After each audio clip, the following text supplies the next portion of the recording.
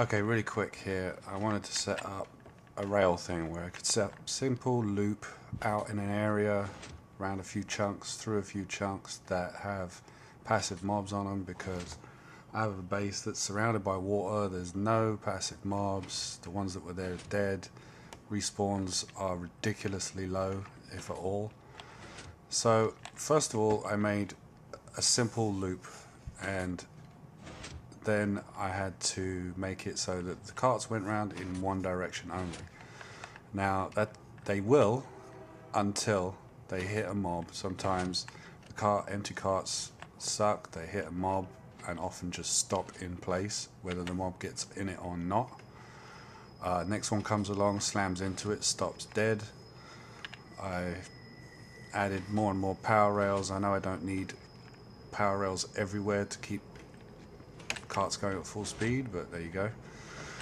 So the next thing I needed was to split off empty carts from full carts and send the full carts back to my base, leave the empty carts going around in a circle. Now, first of all, I did empty cart detection based on the speed difference between empty and occupied carts, and that was getting jammed up a lot because I had to leave like 14 unpowered sections of track before I hit the detector rail, which then split them off. So I scrapped that and I did one based on pistons and the difference between empty and occupied carts, only occupied carts being able to trigger pressure plates. So I had it where it was just one space to that, because that's what I'd seen on a tutorial, which is fine if you start your rail right here, but if they already have momentum and they're going quite fast,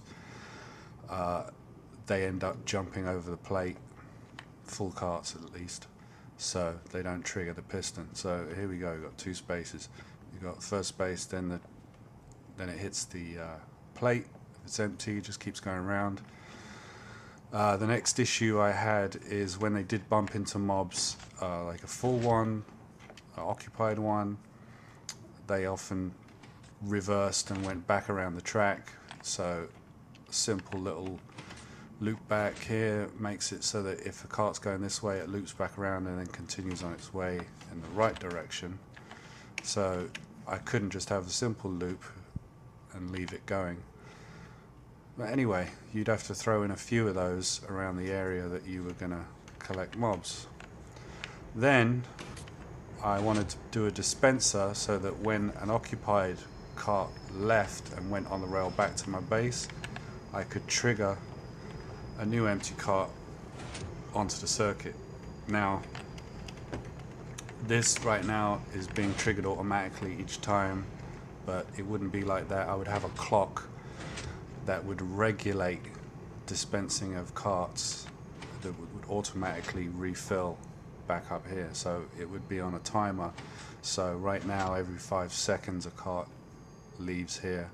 Make a timer so that regardless of what's happening, every 5 seconds a cart dispenses, which is to regulate the distance between them, with an override for if an occupied one leaves, and then it will trigger an extra one to leave also, and somehow keep them in regular intervals. You don't want them too close together because, as you know, occupied carts travel faster than empty ones, and they will catch up with the empty ones, and when they hit each other they often just stop dead, even when you've got ridiculous amounts of powered rail like I have. I'm going to mess about with this more. There's probably no reason for doing this at all. We've got breeding coming in 1.9 hopefully, but it would be handy to collect a bunch of mobs in preparation for that, even if you only collected, say, 10 of each, sent them back to your base, kept them corralled for now. You would at least have a head start for breeding. Instead of just having a breeding pair, you'd have a bunch, and then you would have a little bit of a head start on breeding your animals. So that was the idea.